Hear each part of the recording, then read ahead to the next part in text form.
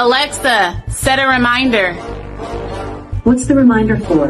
Go vote for Real Talk Monday. When should I remind you? Every day at noon. Okay, I'll remind you every day at noon.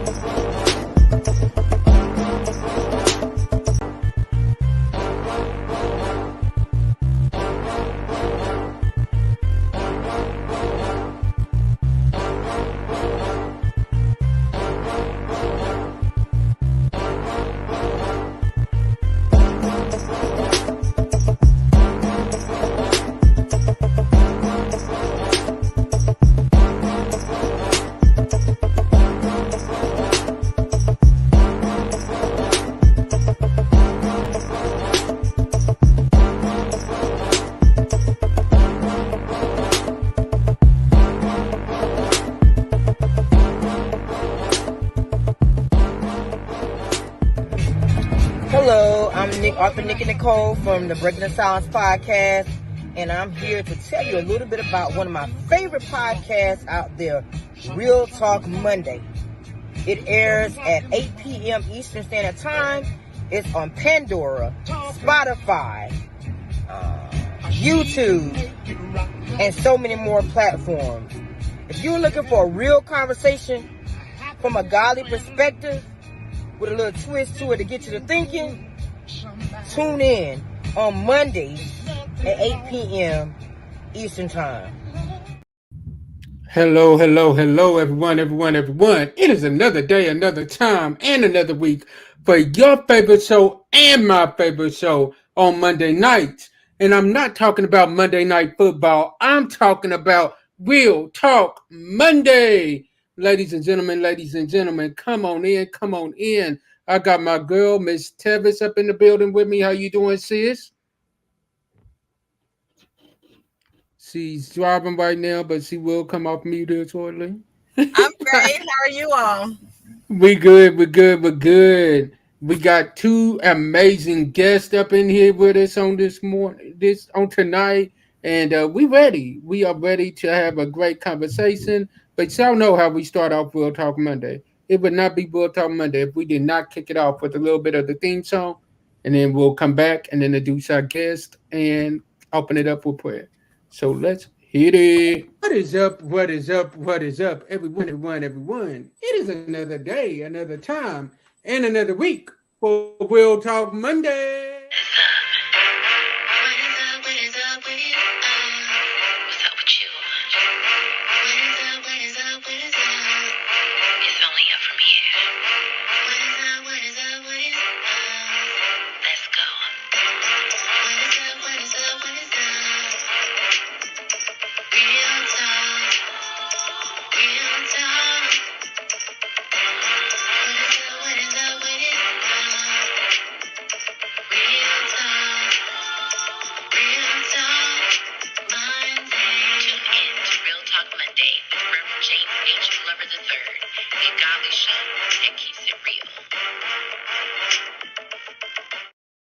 All right.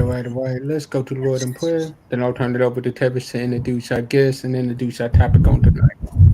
Dear Lord, Heavenly Father, we thank you for this day. We thank you for another day and another opportunity to come have an amazing conversation. We'd ask us you not only let us be godly, but let us be real as well. And get myself and our guests out of the way and let your name get all the glory, honor, and the praise. And these are me blessings in your son Christ Jesus' name. Amen. All right, Tevis, it's on you to introduce our guest on tonight. Okay, so our topic today is fathers in education.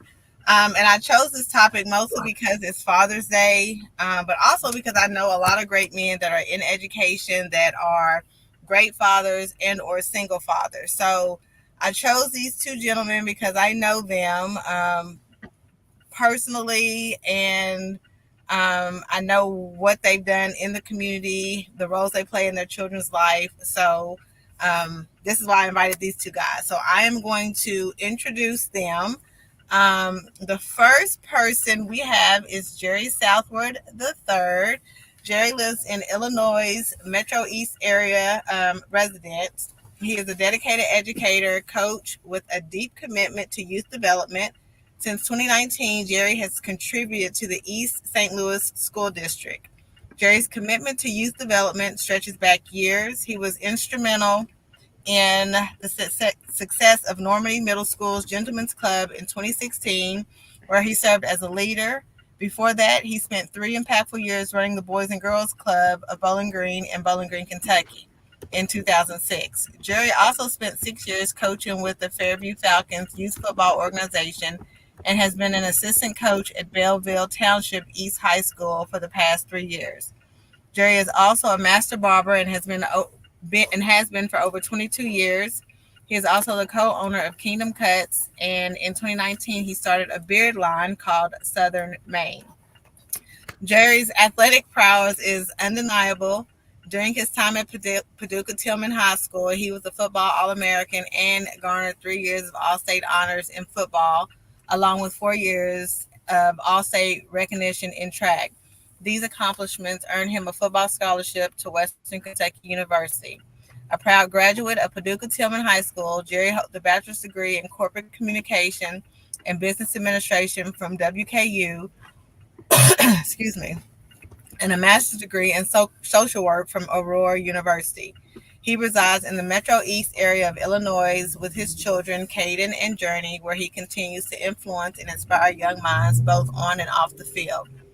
Roosevelt Mitchell III is a multi-award winning educator, national speaker, and author. He is often referred to as the disability scholar due to being born with a disability and his advocacy for people with disabilities. Roosevelt dedicated his entire 18-year educational career to teaching in high poverty communities. He is the author of 9 books, and his first book, Diary of a Disability Scholar, is placed in the Harvard University African and African American Research Center. He has been featured on national platforms such as Headline News, OANN, Black Enterprise, St. Louis Post-Dispatch, and the Education Post. He was honored by Black Enterprise magazine as one of their 100 Men of Distinction in 2016. In 2015 and 16, he was named the Teacher of the Year. Welcome our guest, Roosevelt Mitchell. Oh, I forgot. Also, wait a minute.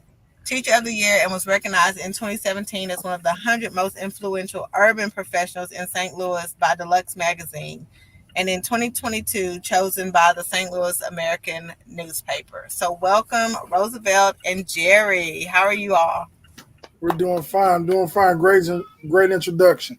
Yes. Y'all are wonderful, outstanding men. James, are you ready to get started with the questions? Let's do it. Okay, so I think the first question that I would like to ask is, tell us why you got started in education. Who want to go first? You want to go first, Mitch, or you want me to go?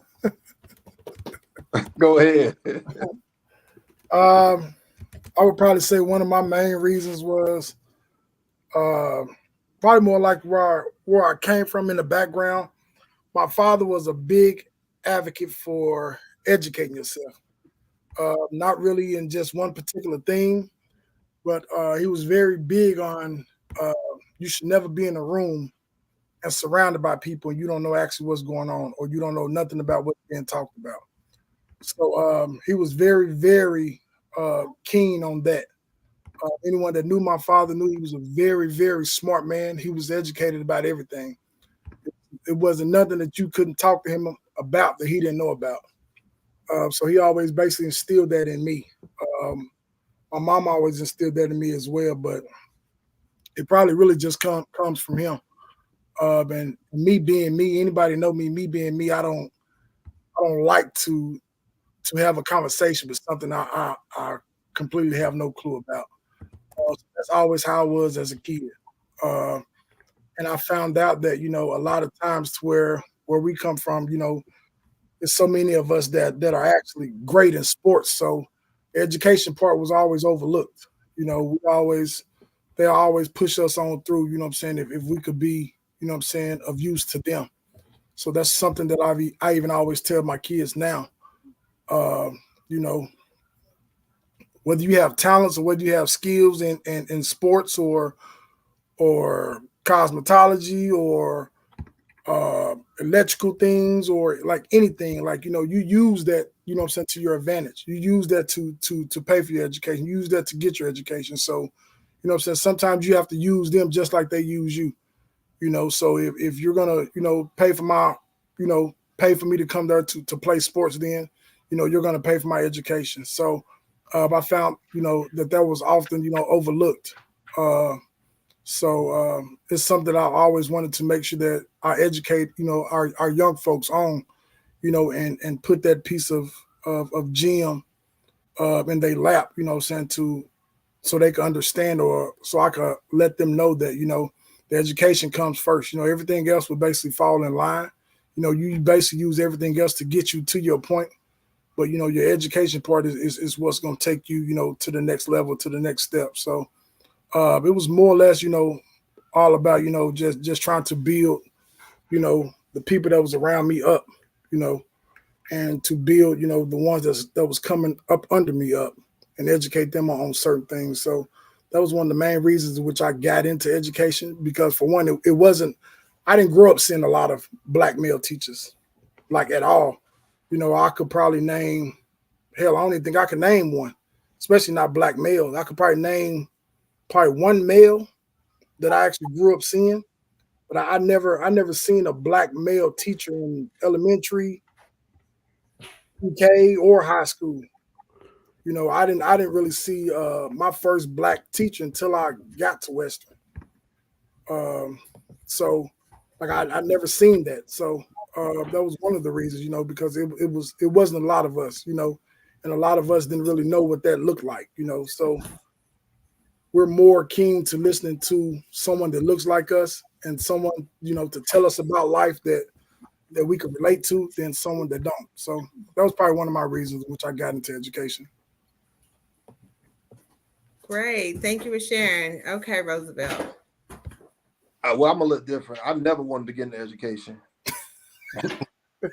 It was, I always wanted to do finance because I figured if I learned about money and got a job in money, then I have a lot of money. So I majored in finance, right? So that was my undergrad major. And then also, you know, I never even thought about education because growing up for me, the three people who primarily raised me, my dad, he was a high school dropout. My grandmother, she dropped out in the 6th grade. My granddad was illiterate. He dropped out in the 3rd grade, right? So the people who raised me it wasn't never really about education, right? My grandparents used to try to get me to stay home from school. Like, I hadn't had a curfew since the 7th grade, and I always had the option not to go to school, right? So for me, it wasn't never going into education, but it was just getting money. But so happened, and like, this is why I tell people, for me, education chose me. I didn't choose education because I was on track to graduate in 3.5 years with finance, and I decided to volunteer coach at my old high school.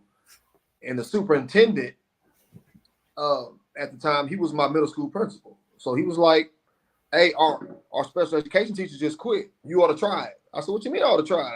I've never taken an education course in my life. I don't know how to write no lesson plan. I don't know how to do grades, none of that." He said, "Nah, man, you know how to build relationships. So teach you everything else. So just try it." So I told him no. And then a couple of board members tried to talk to me during the basketball games. I was coaching basketball. I told them no.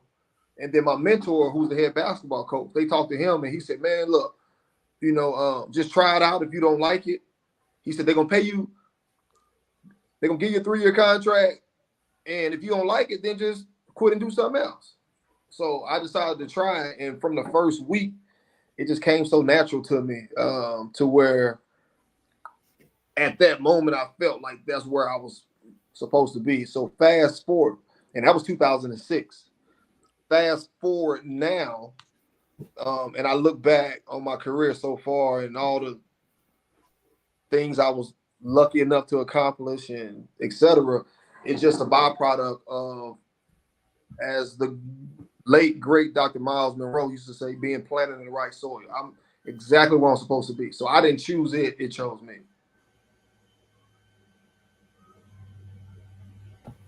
That's great. Thank you both for sharing. It's amazing that how we may grow up one way or thinking one thing, and then we pivot, right? Placed in the right hands with the right people, trying things that we probably normally wouldn't have tried. So, and then we are in a situation where we have a friend that kind of is similar to what you went through, Roosevelt, by way of not going to school. Family is not pushing him to go to school as he should, right? And he didn't have this determination and motivation. He doesn't have that, what you have. But to me, that speaks a lot to your character. And, Jerry, I know that those stories you've shared in the past about your father, the one that sticks out the most is the one where you always said that he wanted to make sure that you all knew a little bit about everything. And if I had to say anything about you, is that you can have a conversation with anybody about everything. You know something about everything. And I think that holds value in our communities, and especially in the line of work that you guys are in. So kudos to both you guys for that. James, you gonna do it? Yeah.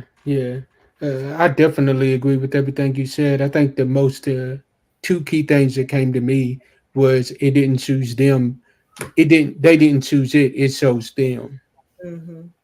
Sometimes our best jobs that we ever get are jobs where it didn't choose it. We didn't choose it. If we had our options, we would have went in another direction. But Right. nevertheless, right place, right time, and God gave us the perfect opportunity. And then another thing was when it was said, if they're gonna pay you to play, if they want you to play for them, make them pay for your education. A lot of times in our community, we are used for our athletic ability, but not for our brain. So, if they're gonna pay, if they want you to play for them bad enough, go on ahead. But let them Right. know, look, you're gonna pay for my education, and I'm gonna get a free education off of your dime. So, Right. how bad do you want me? That's right. That's right. I agree. All right, Go ahead. go on ahead. Go on ahead. What were your plans? What were your plans? Well, you kind of talked about it, Roosevelt, your plans after high school, what you wanted to do. Jerry, did you speak on specifically what you wanted to do after high school besides, playing football? What were your goals after high school? For real, man. Like I didn't really even. I was one of them to where I didn't even really think of it, that far. I knew that it was going to be something, right? But I just didn't know really what it was going to be. So it was one of them things to where it was like I was one of those kids, man, to where like I was still straddling. Like, I was playing ball, you know what I'm saying? But while I was playing ball, like I was still, and this is one of the reasons why I love what I do, because I'm able to still be real, like with a lot of my kids, because a lot of my kids are faced with the things in which I was dealing with at that time. So I was still straddling the streets. I was like Mitch, man. Like I love money. You know what I'm saying? I knew how to make money. You know what I'm saying? I knew how to get money.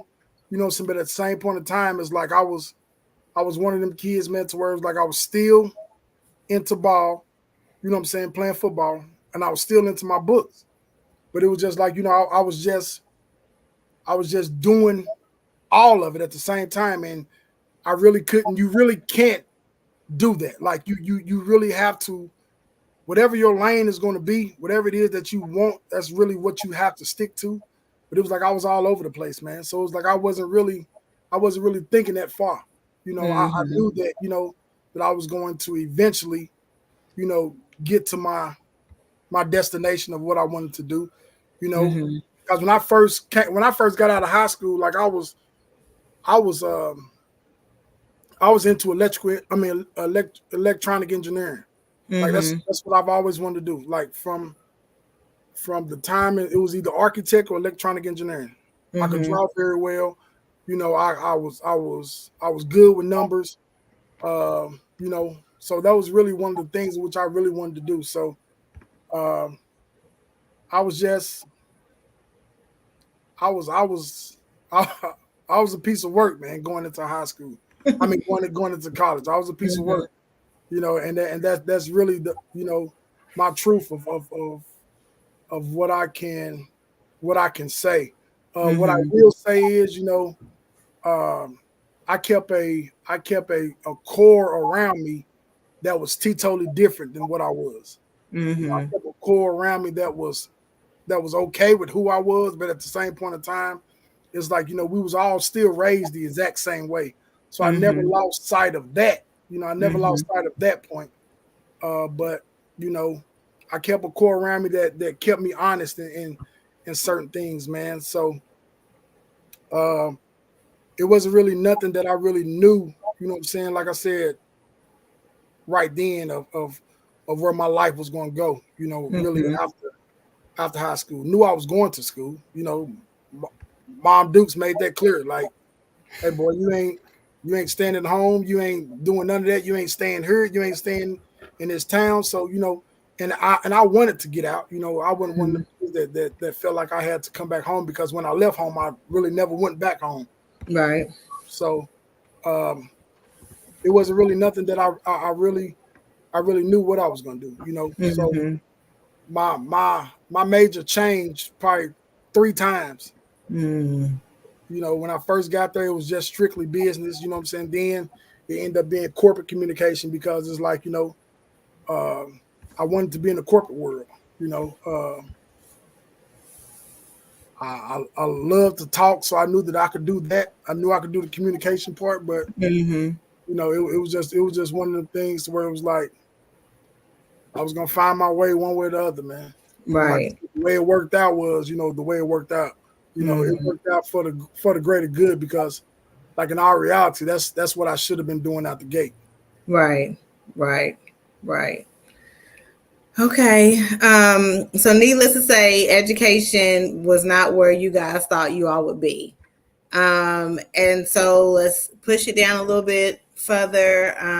You guys became fathers at some point, and one of the questions that I would like to ask is, does being a father come easy for you? Did it at the beginning? Is it easier now than it was, or does it come in waves? Go ahead, Mitch. I will start off by saying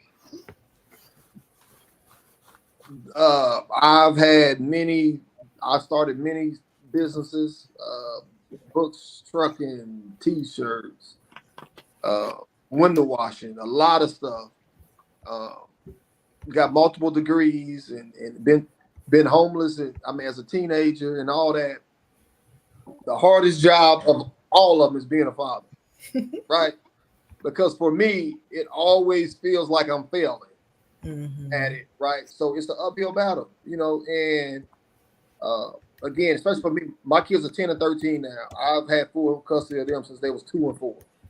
So having 2 toddlers and then trying to navigate and run a business on the side and teach and do all these other things, it was real rough. Now, but it comes in waves, because for me, it seems like every time you get used to your kids being in one area of life, it changes up on you. Now, all of a sudden, it's a whole nother wave of problems.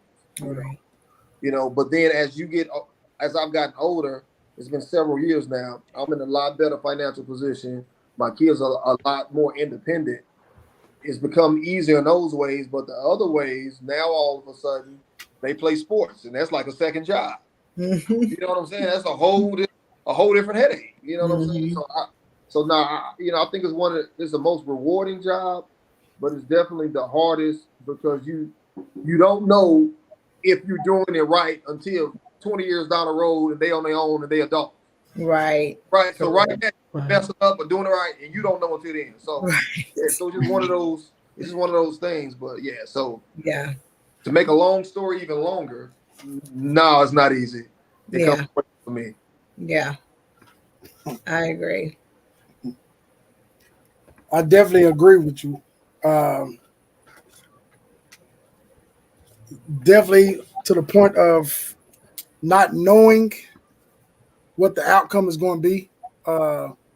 You understand that, we often sometimes go as we use the blueprint of how we were brought up. We use the blueprint of how we were raised, how we were dealt with, how we were disciplined, and all that. So even with me, I use that blueprint to a certain extent. I will say, for the most part, raising my son, it wasn't hard, but I would say it was more I worried more about my son. Mm-hmm. For the simple reason is the way the world is now is like completely different than how when we was coming up. Young men are completely different. Mm-hmm. Redirecting young men is completely different. And the way that they interact and the way that they are with each other is completely different.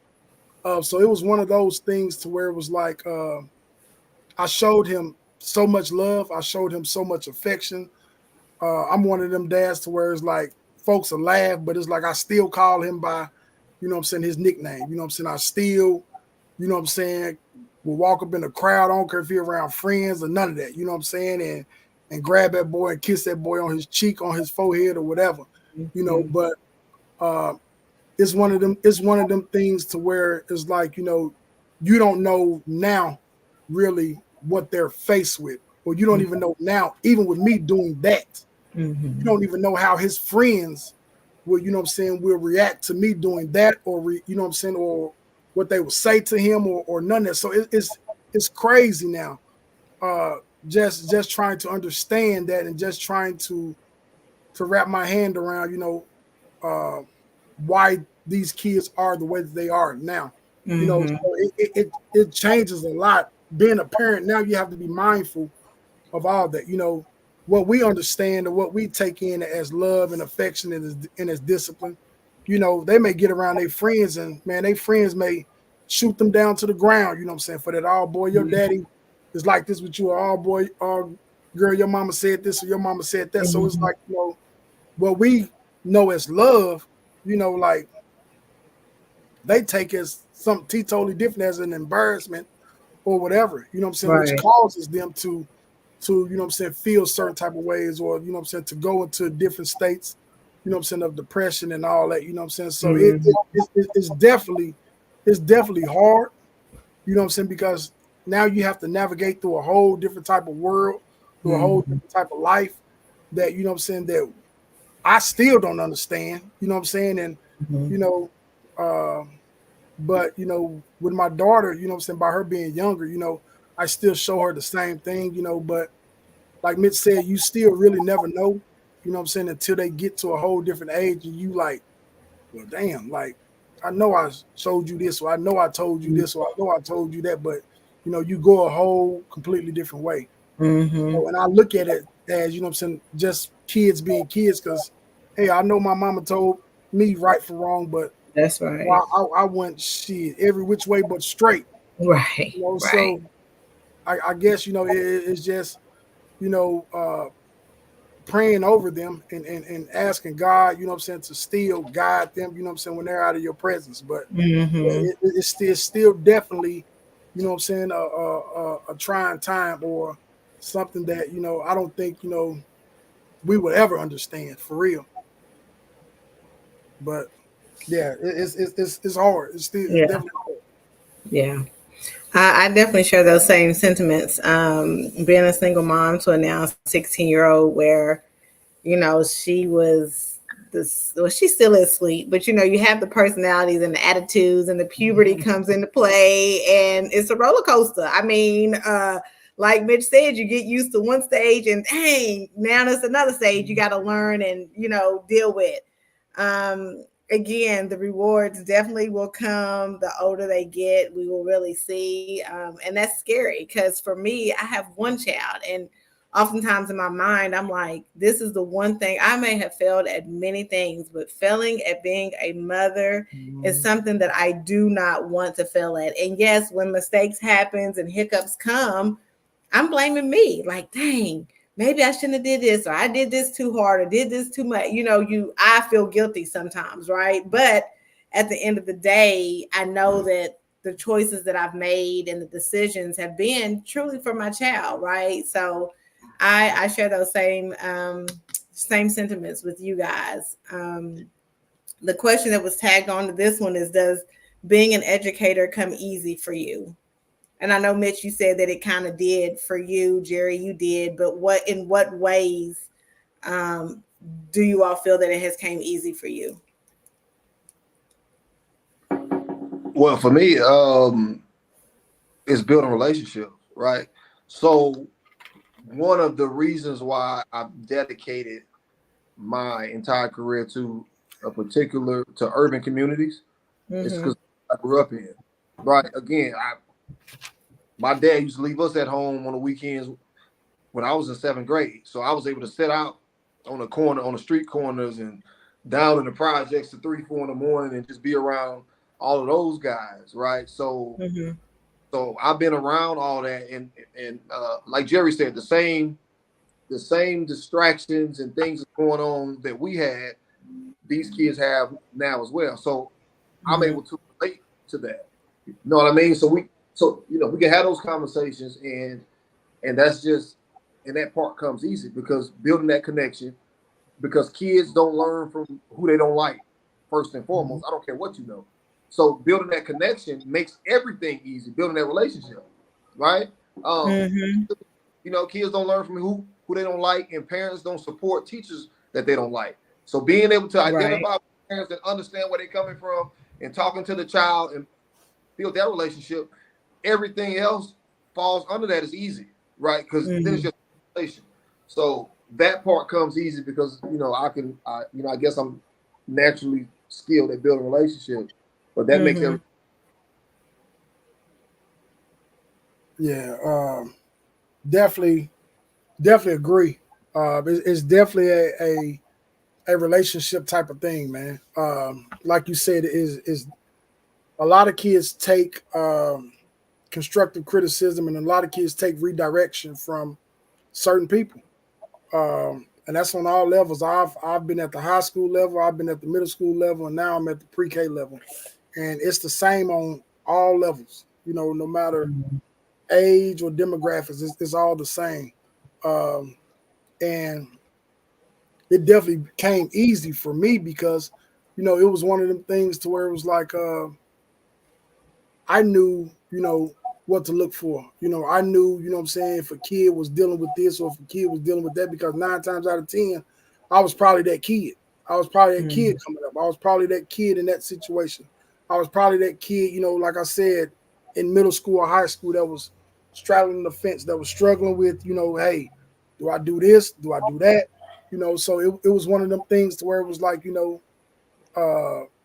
they notice, and even when a lot of folks look at me, they were like, boy, you in education? Because I'm one of those teachers to where it's like, I still come into school with tattoos everywhere, jewelry, tennis shoes, Jordans, Air Max.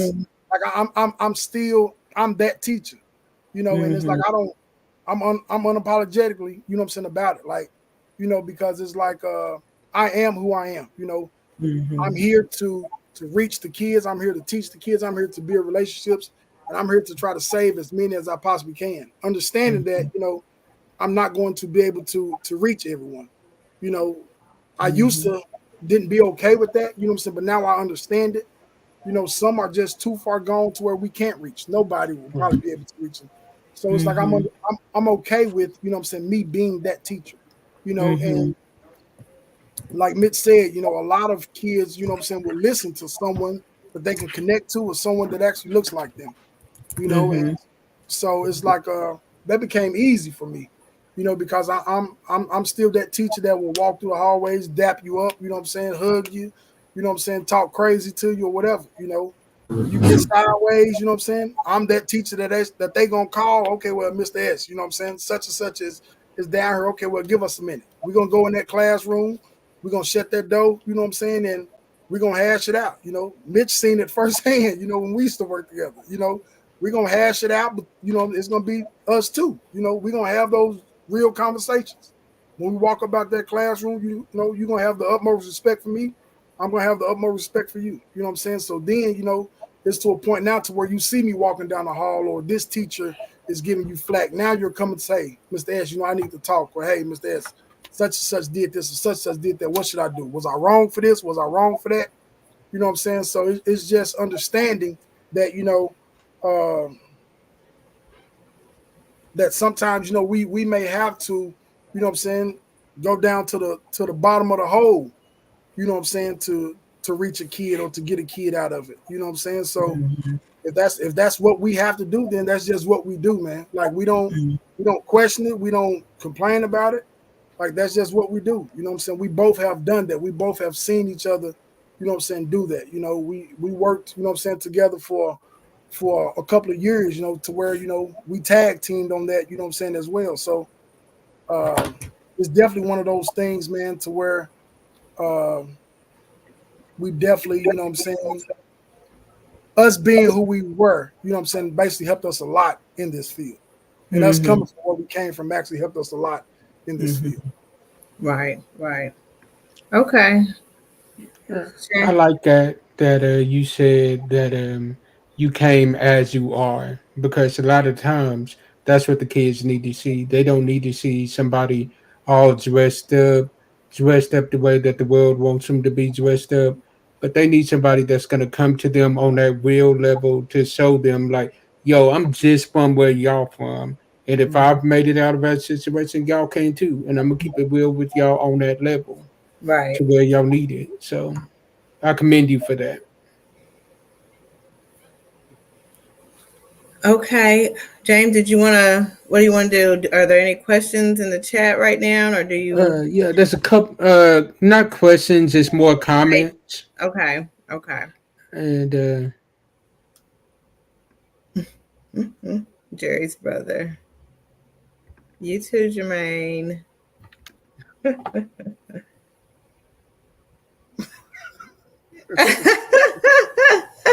I got you. This ain't the last show. No, this definitely ain't. We definitely gonna do more shows like this. And first off, I want to shout out Tevis for coming up with conversations such as this, because she definitely comes up with some great conversation pieces to where it'll make us think in our community. So I want to commend her for that. We're going to go to a quick commercial break. Then we're going to come back with a couple of more questions for you all right? All right, bro. Let's hit it. What is up, you guys? Thank you for tuning in to the first edition of A Word from the Real on the Real Talk Monday show. We took a brief break from my regular show to kind of drop a little bit of a word for you all today.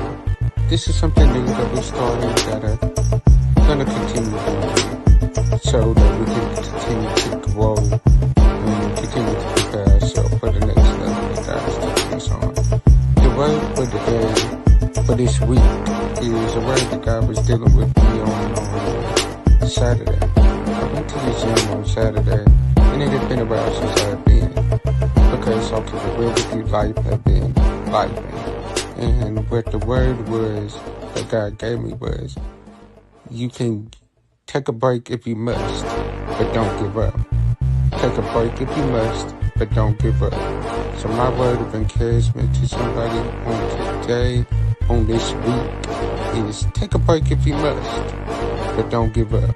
Don't give up your grind, don't give up your hustle, keep working, because the payoff is definitely coming. As I always say, sometimes our disappointments are nothing more than God's appointments. Meaning sometimes we think that is bad. God is only turning it around for our kids. Stay blessed, be blessed, and be a blessing to someone else. Yo, Teppich, let's get back to the regular scheduled programming. Peace. All right, you all. That was the first time that we've done something like that. And as I listened back to it this time, I did notice the music was a little loud in the background. So I promise y'all by next week, we're going to have those kinks worked out. I promise y'all that. But it was just a little something different this week that we was trying. But promise y'all, we're going to have those kinks worked out by next week. So we're going to jump into some more questions for you all. And okay, here's one for you all. Has being a father encouraged you to be a better educator or vice versa? Has being a father encouraged you to be a better educator or vice versa? Well, Go ahead, bro. being an educator has made me a better father. You know, once because we are father figures to all those kids who come in there. Because, you know, mainly, unlike my kids, is very rarely a situation where single dad situation and a mom not in the picture. It's usually the mom in the picture, then there's no dad, right? So with being that for my kids, and then also having to be that for other Black boys and girls, right? It has shown me, it has given me a different level of empathy and compassion, and also let me see exactly how blessed my kids are in order to have their father around, right? So I used to be extremely hard on them, and then you start looking at other kids and seeing the situations they're put in, and how the dynamic of them wanting someone around. You know what I'm saying? I mean, so it's weird how it just made me much more compassionate and made me a better father, because now I'm more conscious of all those things. Like even at work, I mean, like I'm conscious of the things I say and knowing that kids are impressionable. You know what I'm saying? So it just made me be a better man all around. And also, I mean, being a better father, I became a better educator, right? Because now, you know, people quick to say tough love, but they never show no love. It's always the tough part, right? So then you see how your students you had grow up, and I mean, I got some doing 20 and 30 years in prison. I got some doing 10 years in prison. You know, you see what happened to them on the other side, and then it also makes you more compassionate about how you talk to the kids that you have. Now, you may not be able to save everybody, like Jerry said, but as an educator, my goal became the saving isn't for me, right? That's God's plan. What I'm here for is the vessel just to plant the seed, right? So that's what it showed me, not only my own kids, but other people's kids.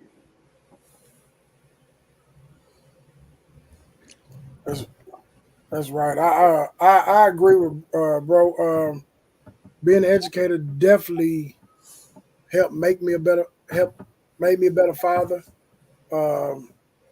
in all the sense, especially with the compassionate part and the mellow part. It definitely mellowed me out more as a father, and actually even as an educator, gave me more patience. Reason why I say gave me more patience, because I learned that some of the kids that we deal with, you know, a lot of them, you know, don't see life, you know what I'm saying, the way in which we see it, the way in which our kids see it. You know, our normal is not their normal, you know. So what's normal to us, you know, is not normal to them. You know, we deal with kids that come to school, you know, that haven't eaten in probably 2 days, 3 days. You know, probably haven't took a bath. Probably clothes ain't been cleaned in probably almost a week or two. You know, so it's a different thing that we deal with. You know what I'm saying? We appreciate our lives a little bit more. You know, we appreciate our kids a little bit more. You know, we appreciate our struggles a little bit more. Mhm. You know, and that helps us, you know what I'm saying, even educate our kids more, you know what I'm saying, so they can understand that, hey man, you know, this is what we deal with on a daily basis. You know, so Mhm. I even, you know, I put my kids, well, we both had put our kids, you know, in the same place, you know what I'm saying, in which we work, you know, so they could understand that, look, you know what I'm saying, this is the life that you think is rough and is hard for you. You know, we're going to show you what a lot of these kids go through on a day-to-day basis. You know, we're going to show you, you know what I'm saying, the way some of these kids come to school, you know, and a lot of them, you know, that are dealing with real life shit, excuse me, real life shit, man, you would never be able to tell because some of them have the biggest heart. Some of them, you know what I'm saying, are the most sweetest kids. You know what I'm saying? Some of them love, you know what I'm saying, will love you, you know, day in and day out. You know what I'm saying? There's nothing that you can say wrong to them. You know what I'm saying? So when they feel as if you care, or when you show them that you care, or show them that, you know, hey, how you doing? You know, you say good morning to them, man. Like sometimes that's the biggest thing that you could ever do to a lot of these kids. You know what I'm Mhm. saying? And I think that's something that we take for granted, man. You know what I'm saying? We take that for granted. You know what I'm saying? We're so quick to say, you know what I'm saying, that these kids are bad or that these kids are lost or that these kids are this or that these kids are that. You know, but a lot of us never laced our boots up, you know what I'm saying, and walk through the mud that a lot of these kids are walking through, man. A lot of Mhm. these, you know, a lot of us never even took the time out to go and say, okay, well, damn, like why is she like this? You know what I'm Mhm. saying? And I have to tell a lot of our, you know what I'm saying, teachers now, you know, because I used to get I'm the one of the track coaches down there as well. So I used to get a lot of flack about, you know what I'm saying, these certain kids, man. And he used to always come to my phone, well, she's doing this and she's doing that. Well, she falls asleep at this time. But it's like no one never took the time to say, okay, well, why does she fall asleep at this time of the day? Why is she so tired? Why does she feel this way? Why is she so angry? You know what I'm saying? The only thing that, you know what I'm saying, a lot of us do is look, you being, you know, insubordinate, so I'm writing you up and I'm trying to get you up out of here. Never take the time to figure out, okay, well, has she eaten? Was she watching her brothers and sisters all night long? You know what I'm saying? Hell, do she got a job at the age of 16 to where she's working all night long? You know what I'm saying? Is something going on with her? You know what I'm Right. saying? Did somebody do anything to her? You know what I'm saying? Do she have to take food out of her mouth to feed her little brothers and sisters? Nobody's never really asking those questions, man. Mhm. You know what I'm saying? The only Mhm. thing that we're doing, we're writing these damn kids off, and ain't nobody saying shit else about what's going on with it. Right. You know what I'm saying? And not taking the time to figure out the whys. You know, only thing we know is, you know, well, she gets smart with me, or everything is about approach. A kid Mhm. knows whether or not you like them or not, and a kid knows whether or not, you know what I'm saying, you want to deal with them or not. That's true. Your energy is going to show that before anything. So when they feel that, yes, you're going to get the rebuttal. You're going to get Mhm. the, you know what I'm saying, you're going to get the smartness. You're going to get all of that because of the way you even approach the situation. So that has opened my eyes up to understand that, man, like you don't know what these kids go through on a day in, day out basis, man. That's So I'm right. going to always figure out the whys of what's going on. So it Mhm. helps me even with my kids. Even with my kids sometimes have moods, you know, I'm going to ask them what's wrong 1,000 times. Well, you know, Mhm. you can talk about it. Even if I have to, come on, let's hop in the truck. Let's take a ride. You know what I'm saying? Mhm. And sometimes that may, you know what I'm saying, get them out of an environment, you know what I'm saying, to where they're able to open up. So, you Right. know, it helps me, you know, it helped me in all those senses, man. You know what I'm saying? Mhm. So I feel Yeah. as if, you know, that's the way, you know what I'm saying, in which it became, you know what I'm saying, helpful for me. Yeah. That's true. Both really good points. So this next question is going to have a spin-off question that was a hot topic on social media. I think it even made the news actually. So the first part of the question is, what are the challenges that you all face as male teachers, as Black male teachers? And does it look different for each grade? Like if you work in early care, elementary, middle school, high school. So that's the first question. What are some of the challenges you all have faced as Black male teachers? For me, I think according to my dissertation research, for most Black males is being viewed as a disciplinarian. Right? Mm-hmm. They don't respect our intellect and our expertise in the academic realm, but they want us to be a disciplinarian, and then two to just be a coach. You know what I'm saying? Like they don't want to see you as both. They don't want to see you as a coach and a great teacher. Right. Like even when I started teaching, I've taught K through 12. 1 through 12, and I've won an award at every grade level, elementary, middle, and high school. And it was still teachers who say, "Oh, well, he's just a coach," right? Like they couldn't see me as anything other than just a coach. You know what I'm saying? So I think that's a major challenge. And then with that comes they want to tie expectations to all the kids' behaviors to your job, right? Like, he ain't controlling the kids. You're not controlling them either. You know what I mean? Right. We together. Right. I mean, We in this I gotta together. control them and you don't. You know what I Right. mean? Yeah. So I think for me that was the most frustrating thing. And me and Jerry lived that day in and day out dealing with the sped kids. And normally the bad ones always want to come. They always go to him first, and then they come to me. They're like, "Hey, well, this kid, well, no, I mean, we ain't here for that." You know what I mean? So I think that's the big, for me, that was the biggest challenge was breaking that down, and getting them to understand I can out teach you. Right. I'm smart, right? You know what I'm saying? So no, you're not gonna see me as that. You're gonna see me as something else. So right. So the stereotype of that was the biggest challenge for me. What about you, Jerry? What are the challenges you face as a male teacher? Definitely agree with that. Definitely agree with that. And then I feel like one of the biggest challenges is, and the crazy part is, Mitchell know it, is the issues that the backlash that you get from other Black male teachers. To me, that's one of the biggest issues that I've ever been faced with, as far as being a Black male teacher, or Black male educator, whatever. Just the blowback that you get from the other Black male teachers, the insecurities of our Black men that's actually in education, not understanding that, bro, we ain't in education to compete. We ain't in education to do none of that. You know, if you have an issue with me being another Black man that's trying to educate our Black kids, you know what I'm saying, then you have deeper rooted issues, you know what I'm saying, that you probably shouldn't even be in education.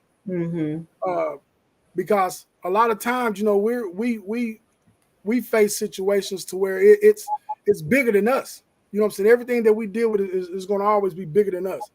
And like Mitch said, you know, a lot of times, you know, they want to just put us in this category. You know, it's one of them things how, you know, they always talk about the gatekeeper in Hollywood.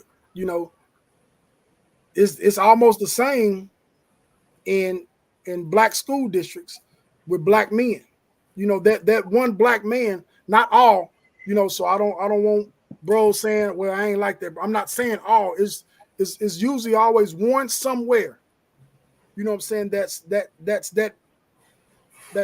gatekeeper to the point to where this brother can't, you know what I'm saying, get the recognition over me. Or this brother can't, you know what I'm saying, be more highlighted above me. Or this brother can't do this because I'm this person, or I'm this man, or I'm that man. You know, like my bro, you know, Mitchell's one of the guys that I've been working with, you know what I'm saying, ever since I've been in education. And he's one of, you know what I'm saying, he's one of my best friends, you know, so it's like I always celebrate him, I always applaud him, I always, you know what I'm saying, like anything, any recognition that he's ever had, you know what I'm saying, I've always been there, you know what I'm saying, and it's not enough of that, you know what I'm saying, because I feel as if, you know, we came up together, so if he winning, then I'm winning, you know what I'm saying, if I'm winning, then he's winning, because, you know, we was in the trenches together. So, you know, we see each other get to different levels, you know what I'm saying? I've seen Mitch get to so many different levels, you know what I'm saying, in life, you know what I'm saying? I've seen him get to so many different levels, you know what I'm saying, in education. Just like now, he's gotten to a whole different level from when he first started there. You know what I'm saying? Just like I've got to a whole different level from when I first started. When I first started in the district, excuse me, I was a paraprofessional, you know, when I first started in East St. Louis.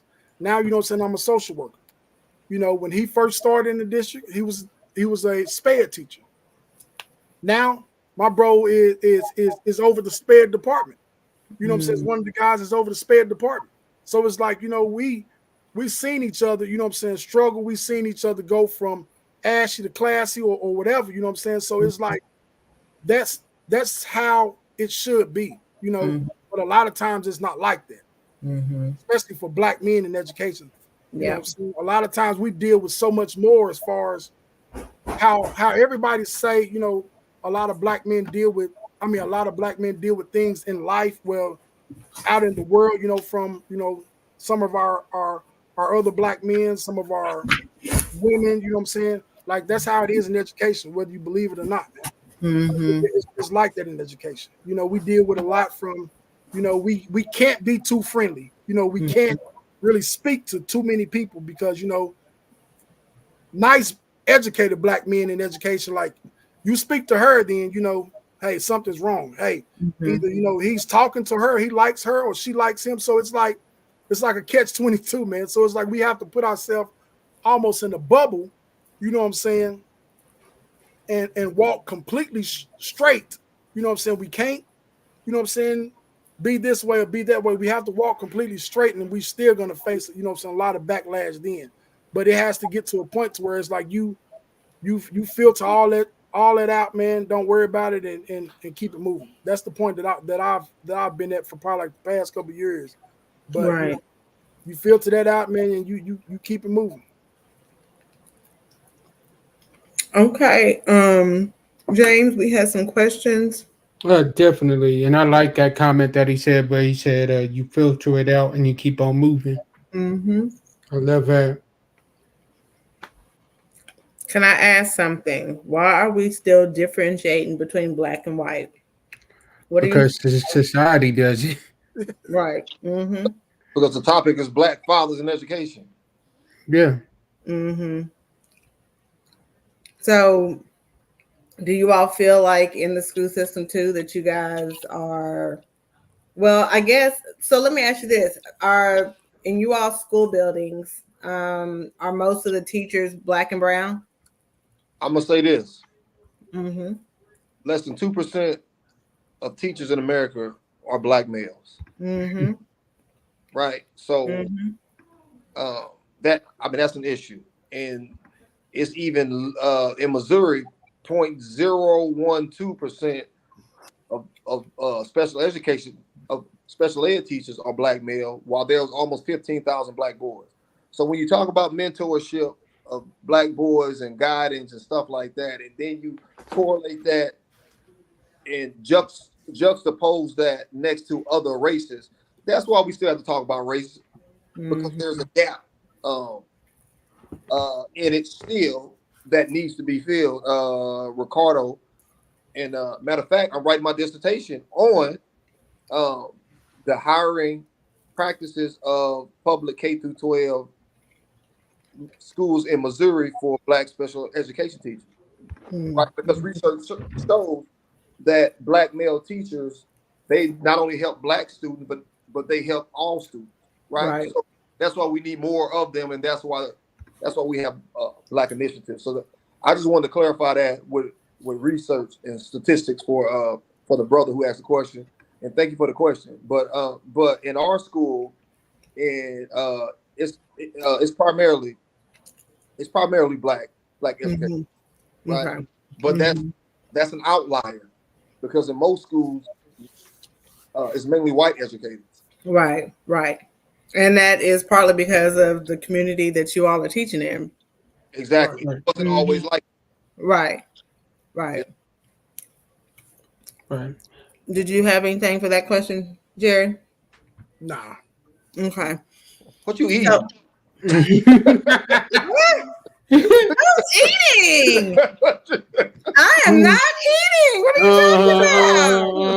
talking about? Right. So Look, y'all seen how quick she came back on the camera after Yeah, she that was said a that. go. I ain't eat. Yeah, I'm not eating. I don't know what y'all talking about. right. Mhm. So to piggyback off the question that I had asked, I wanted to ask you guys how you all felt about the black teacher who let his female students take down his braids.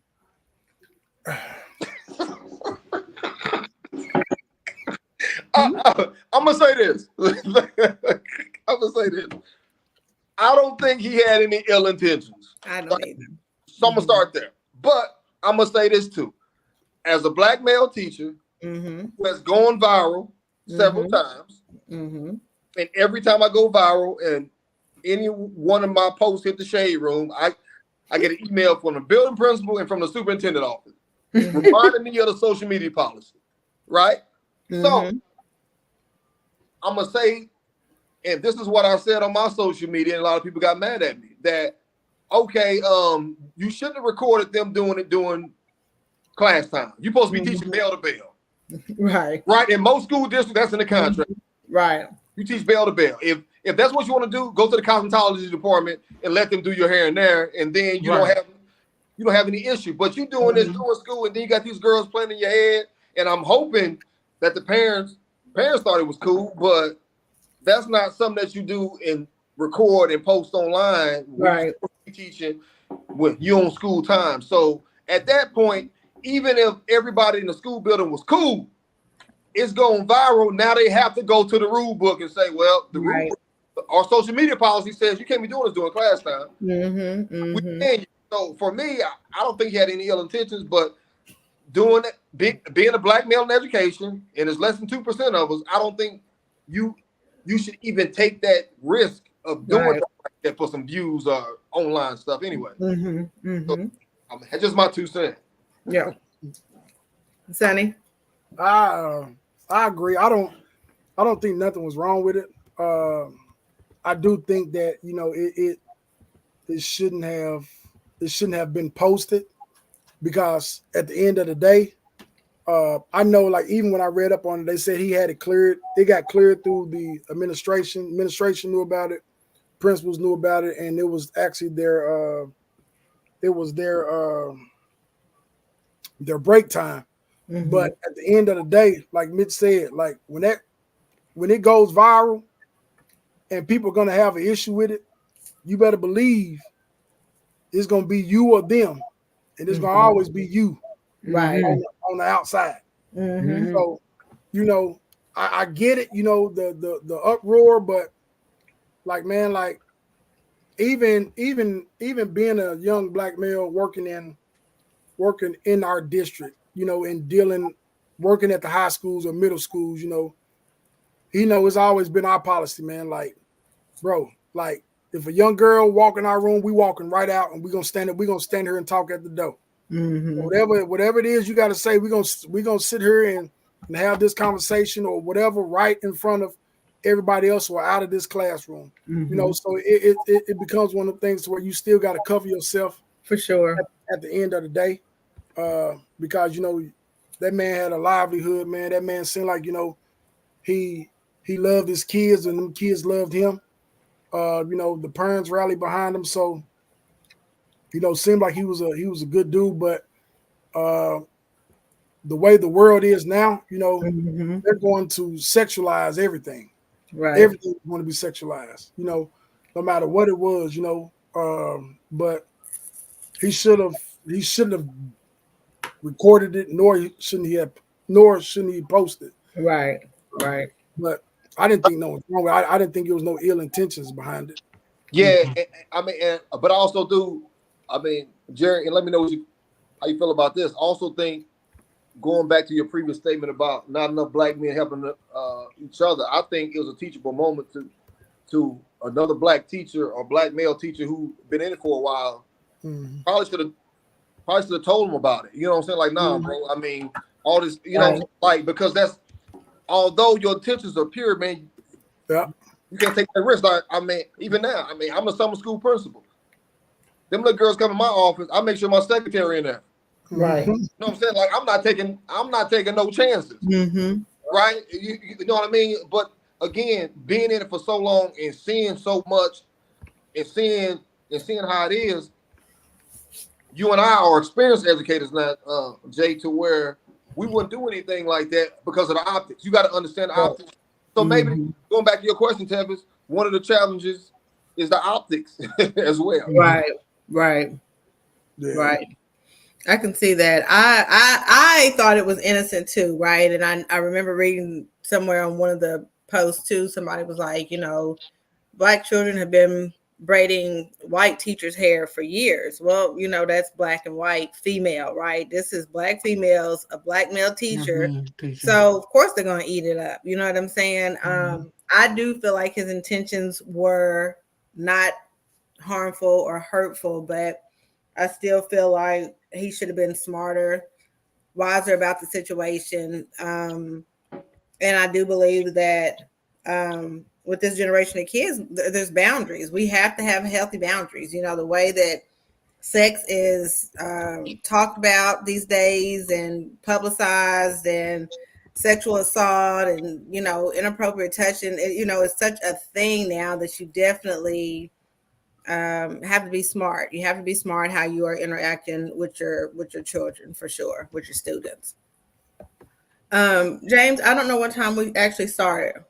Do you? We had an hour and 6 minutes. I know, but is that when we actually started? Yeah. That's when Mitch jumped on? Yeah. Okay, okay. Yeah. We didn't go live until Mitch came on. Jumped on. Okay. Then you've been eating for the last 6 minutes. Yeah. Mhm. Y'all was talking. Y'all Last was talking. 6 minutes? I thought it was last 26 minutes. Oh that my you've been goodness. eating. We're gonna wrap it up here in a second. I wanted to ask. Let me find my question.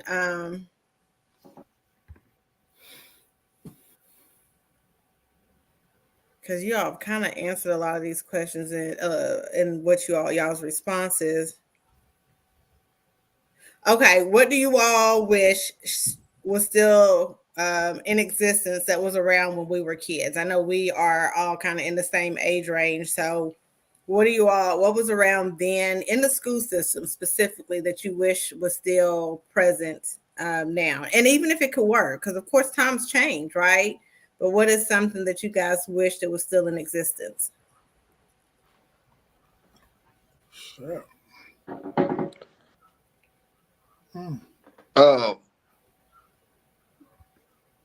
Pay phones, and then we can get rid of the cell phones. I agree with that 100% for sure. Okay, Line, use the phone. right? Yes, that is true. Let me see. Man, that's a great question. Yeah. Because I think on a deeper level, educators, it was easier being an educator then because of the less government restrictions, right? Now you can't paddle. Now they had the rules so lax because it's tied to government funding, to where it's tied to attendance, it's tied to discipline, right? So, and it's tied to grades, to where now, fast forward, they have changed the grading system since we was in school. Mm-hmm. They've changed the discipline policies, and a lot of people, man, these schools doing this. It's not the school, it's the government imposing these rules, which I think in turn is intentional in order to create a whole class of people who aren't motivated. You know what I mean? So, but back when we were in school, when you can get SWATs, and you can be, you know, I mean, after school detention for 2 hours, and you can do right? It was much more strict. So I think that discipline part, which made it easier to be a educator then than now. So I think that discipline part. Right. Mine would probably be two things. I absolutely hate the No Child Left Behind. I hate that. And then I hate the I used to be over truancy as well. So I hate the fact that, they don't hold the parents accountable for not sending the kids to school anymore. I know, hell, when we was coming up, well, if you missed a certain amount of days or you didn't come to school, your mom or dad was gonna have to go stand in front of the judge and explain to them why you ain't been at school, or why you not at school, or none of that, and that right there, these kids now are so intelligent to the point to where it's like one thing that they know what you can do or what you can't do. So they're going to use that to their advantage 9 times out of 10 and get them out of every single situation. They understand that, as long as I come to school this amount of days, or I'm in, this particular class, or if I say I'm having trouble with reading and it's not me not knowing how to read, I just don't want to apply myself and read. You can't fail me. You can't flunk me. You can't kick me out of school. You can't do none of that. So I could be the biggest problem in this building, and as long as I tell them or make them feel like I got a problem, it ain't nothing you could do to me. And you find that being used, more often, especially in our district than anything. Them kids know what you can and can't do to them. Yeah, it's a fact. Yeah. So for me, parent involvement is either not at all or overly, right? And these new age teachers don't know which one they want. They say they want it, then they don't. If a parent is too involved, then it's too much. And then when it's not, they're talking about us. But then, we do have a lot of children raising children these days, right? Or don't have the common sense to understand the importance of education and why they need to be there. Jerry, you said the kids have the intelligence to kind of know those particular things. And on the flip side, these kids, to me, I don't want to call them dumb, but they are very different by way of probably the technology has taken so much away from their ability to be able to effectively communicate, to even know how. All kids, a lot of them are socially awkward these days, right? It's just a different breed of children these days because times are different. And then again, like you said, Roosevelt, the government has put so many restrictions on so many things. The kids know they can pepper spray you and what you gonna do. They know that they can hit you in your face and what you gonna do. You know what I'm saying? Like they go to the extreme limits, right? Because they know they can. Like they have it's like they fear nothing because there's no repercussions for them. You know what I'm saying? Not truly, but go ahead. Yeah, but I was just saying because it go back and and all this tied into what Jerry said. No child left behind. I've had students literally tell me, "Hey, Mr. Mitchell, I didn't do nothing last year and I passed. I ain't gonna do nothing this year." You know what I'm saying? So tie that no child left behind to technology, then that's what we have today. We have today a day and time where Sexy Red is a star. You know what I'm saying? Right. You know what I'm saying? Right. Yeah, because kids is getting passed. They don't communicate. They don't have to. Right. They get passed. So that's why you got so many kids graduating who can't even read on the 5th grade level. That's why we got prisons being built based on kids' reading scores in 3rd grade. Right. That's how they can identify those. And it's not by accident, it's by design. You know what I'm saying? So again, with me and Jerry knowing that where we come from, the struggles we've been through, and being in these schools, that's what makes us so effective. And that's what makes us so important. Right? So yeah, so I mean it's a conglomerate of things that's going on, that's not by accident but intentional. Right. Well, you know, that whole school to prison pipeline is a real thing. You know, I tell so many people, you know, when we go in our school buildings and, you know, we see certain things, the discipline, especially some of the charter schools and the behaviorism and the mannerism that they do that's so similar to some of the prison systems and the way they work. You know, when you look at the dynamic and the core and even the history of why schools started, the school buildings, you know, it kind of, when you really look at it, it almost comes full circle. You know, they say history repeats itself, but it just looks a little differently, right? So anyway, I do agree that the government has taken a hold of so many things. School systems are different. Our children are different. The new teachers are different. And having Black males, Black educators, Black fathers, Black father figures, even if you're not fathers in our school system, is more detrimental or important now than it was even when we were younger. Yeah, we could have used them for sure. We could have used them. But this generation now, to me, needs them in a very special way for so many reasons. Just like, you know, female teachers feel like they wear many hats, Black male teachers wear just as many as well.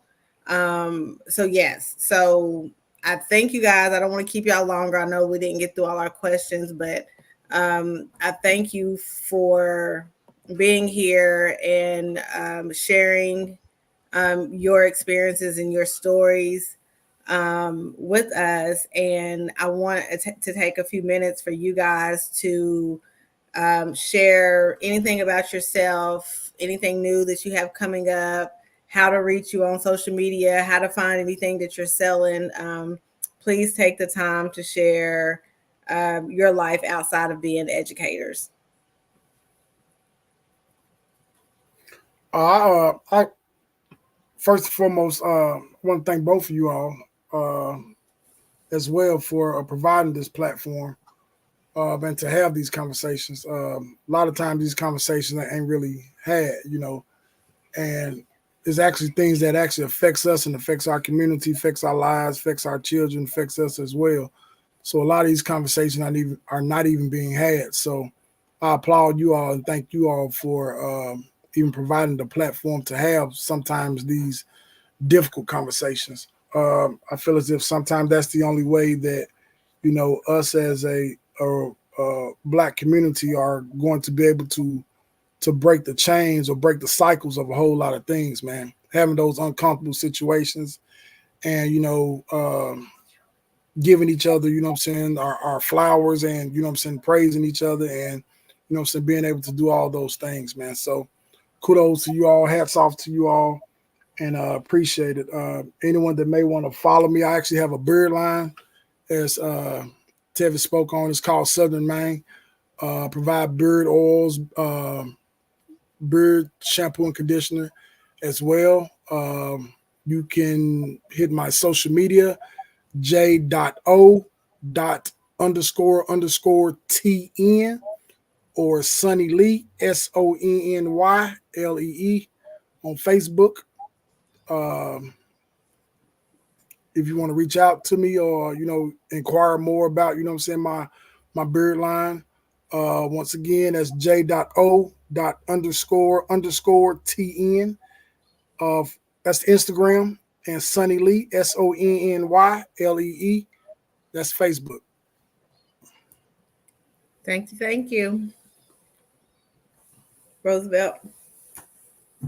All right. Yeah. Well, I appreciate you all too for inviting me on your platform. And you know, I sell a ton of things, but I wanted to, I'm not here for that. I just wanted to come and pour into you all or whoever was listening. And also, you know, to from black man to black man to give to give Jerry his flowers, you know, because it was because of him. He the only reason I'm in East St. Louis. You know, he talked me into showing up on. They had a day, a HR day or whatever, and you know they had all them jobs and stuff. A job fair. He had me show up the job. He called me the morning of. Wouldn't take no for an answer. Nah, man, you got to show up. Blah blah blah. I ended up going. They interviewed me 3 times that morning, and they offered me 3 jobs. Right.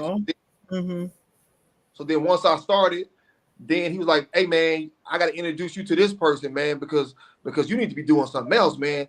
Like, hey man, I'm telling you, blah blah blah." And he introduced me to somebody else. And fast forward, I mean, this was just last year. Fast forward, now I'm going to be working in the same building with the superintendent. You know what I'm saying? But he easily could have been a gatekeeper, like me and him experienced before together, and he easily could have been like, "Nah, man," you know, and not told me anything or not even made the effort. Like he the one who made the connection. You know what I'm saying? So on this platform to be where and us talking about education with him is like a full circle moment. You know what I'm saying? Right. So I just appreciate y'all, and I appreciate him, and all your guests for being on. So thank all of you. So Roosevelt, I heard you say that you're not on here to talk about what you do. But when people give you your flowers and a platform to share, you know this, you share, right? Because we're here to pour into each other and everybody. So even if you don't tell all the stuff that you sell, if people want to find you or your books, just share with them how to find them. Share with us. Receive that and do that. But just look me up on Instagram at The Disability Scholar. There you go. That's it. That's all we needed. That's it. So he got children books and everything, man. He does. He's even created books for parents and educators to use for Black scholars. Like, find him. If you got children, students, if you're an educator, find him. What'd you say? Matter of fact, I'm gonna send y'all some. Because I have some. I'm gonna send y'all some. So on your next show, maybe you can give some away. Okay. Definitely. Do a giveaway. You know what I'm saying? I mean, just bless somebody. Yeah. Please do. We'll do it like that. All right. Sounds good. Sounds great. So send me your mailing address, and then I'll throw them in the mail this week. Okay. We'll do that. Okay, James, close us out, buddy. All right. Once again, we thank you all for tuning in to another great episode. We thank our wonderful guests for coming on. We are excited we was excited for this episode, and it definitely did not disappoint.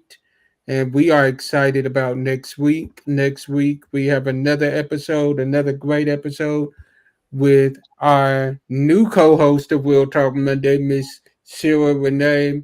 And also, we will be interviewing a powerful woman by the name of Miss Arthur Nikki Nicole. If you all do not know her, you definitely want to tune in next Monday as we have a great conversation with her. I promise you all, it will not disappoint. And definitely tune in. And as I always say, as we close out, sometimes our disappointments are nothing more than God's appointments, meaning some things that we look at as bad, God is only turning it around for our good. Stay blessed, be blessed, and be a blessing to someone else.